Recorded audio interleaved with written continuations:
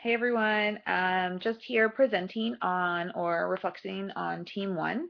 Some of the things that I saw in terms of summative versus formative assessment.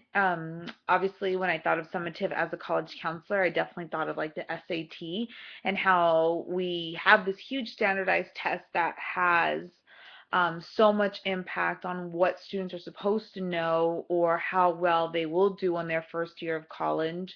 And then we have this whole notion of formative assessment in terms of, how are we testing students as we go, and are they truly learning what they're supposed to be learning that is stated on, for example, like an SAT, the way that I saw it, or as an example.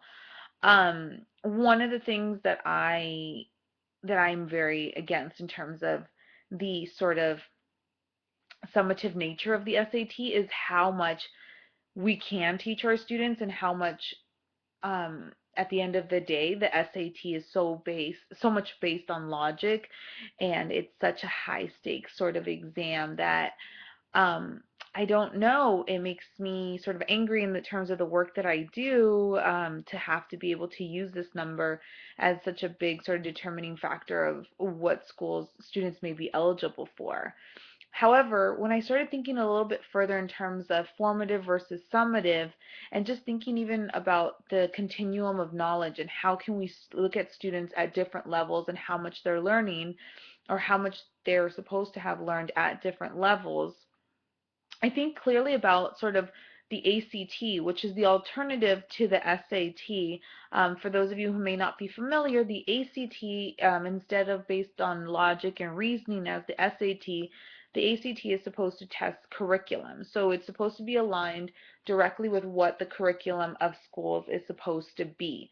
And one of the things is that it actually puts students into different levels. So it gives them a point system, an average system as well, but it doesn't sort of take away points for anyone that puts in the wrong answer like the SAT does.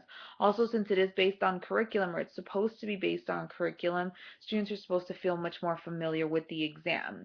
So when I started listening to this presentation and really started thinking about the ACT, it places students into different levels. Yes, you're college ready. No, you're not college ready. Maybe you should think about working in these areas.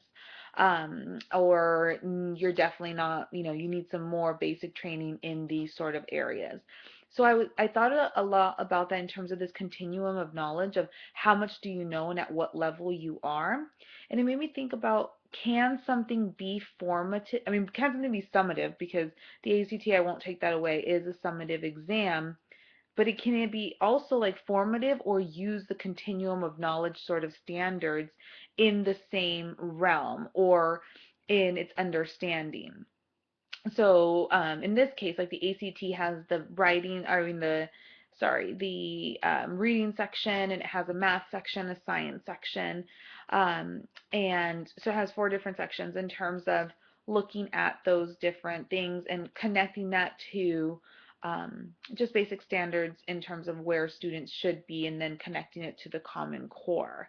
Um, so that's one of the things that I thought about in terms of, especially because the ACT has lended some statistics, and in terms of looking at populations of color, so students from minority descent, students who are first generation, also for young women, they have tested much higher on this exam.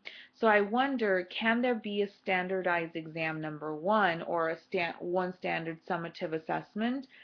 And is the ACT, could it be an alternative to maybe a summative assessment that is something that can be considered? But I do think about even sort of this whole notion of emotional intelligence and that sort of thing, and how can we foster that, especially for me as I'm thinking not necessarily even about, um, at the high school level of where, or not the high school level, but at the K through 12 level, what can we do in terms of that? I think about it in terms of just college placement and even college exams. In terms of college applications, would that be like the essay, or in an assessment Would that be about where a student fully talks about an idea more, or develops an argument based on their own ideals or values?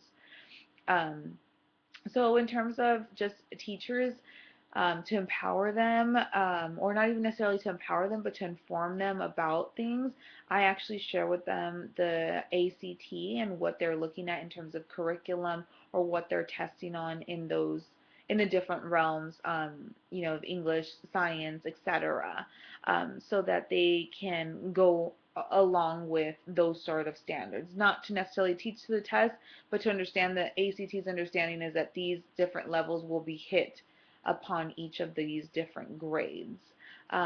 So that's a strategy that I use at my school, but I would also encourage teachers to, in their own selves, in their own, as they teach, is to definitely use these formative assessments as a tool where they really understand, am I really testing, number one, what I'm teaching, and am I teaching the messages that I'm wanting to give? Are the students not only understanding those messages, but also being able to apply them to different situations? So those are some of my inquiries and some of the things that I thought about, even just in my own professional field, as I thought about formative versus summative assessment. Thanks.